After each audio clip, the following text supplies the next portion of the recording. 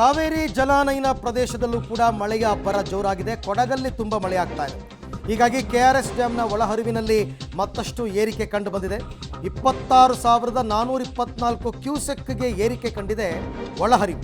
ಅಂದರೆ ಈಗಿನ ಒಳಹರಿವು ಆಗಿದೆ. ಮತ್ತೆ 24 ಗಂಟೆಯಲ್ಲಿ 3 ಅಡಿ ಭರ್ತಿಯಾಗ್ಬಿಟ್ಟಿದೆ ಕೆಆರ್ಎಸ್. ಸದ್ಯ ಕೆಆರ್ಎಸ್ನಲ್ಲಿ 195.35 ಅಡಿಯಷ್ಟು ನೀರು ಸಂಗ್ರಹ ಆಗಿದೆ. ಒಂದು ದಿನದಲ್ಲಿ 2 TMCಗೂ ಅಧಿಕ ನೀರು ಸಂಗ್ರಹ. ನಿನ್ನೆ 3 TMC, ಇವತ್ತು 2 TMC. ನಿಧಾನವಾಗಿ ಕಾವೇರಿ ಜಲಾನಯನ ಪ್ರದೇಶದಲ್ಲಿ ಮಳೆ ಜಾಸ್ತಿ ಆಗ್ತಿರೋದ್ರಿಂದ KRS ಡ್ಯಾಮ್ ಕೂಡ ನೀರಿನ ಒಳಹರಿವು ಜಾಸ್ತಿ ಆಗ್ತಿದೆ.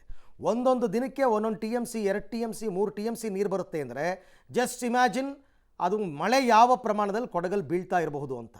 ಇದೇ ರೀತಿ ಆದರೆ ಸದ್ಯದಲ್ಲೇ ನನ್ನ ಪ್ರಕಾರ ಜೂನ್ 15ರ ವೇಳೆಗೆ, ಒಂದು ವೇಳೆ ಮುಂಗಾರು ದುರ್ಬಲವಾಗದಿದ್ದರೆ ಜೂನ್ 15ರ ವೇಳೆಗಾಗಲೇ KRS ತುಂಬ ಹೋಗುತ್ತೆ.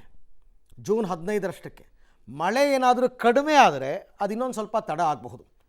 ವಾಡಿಕೆಯಂತೆ ಯಾವಾಗಲೂ ಕೂಡ ಜೂನ್ ಎಂಡಲ್ಲಿ KRS ತುಂಬುತ್ತೆ.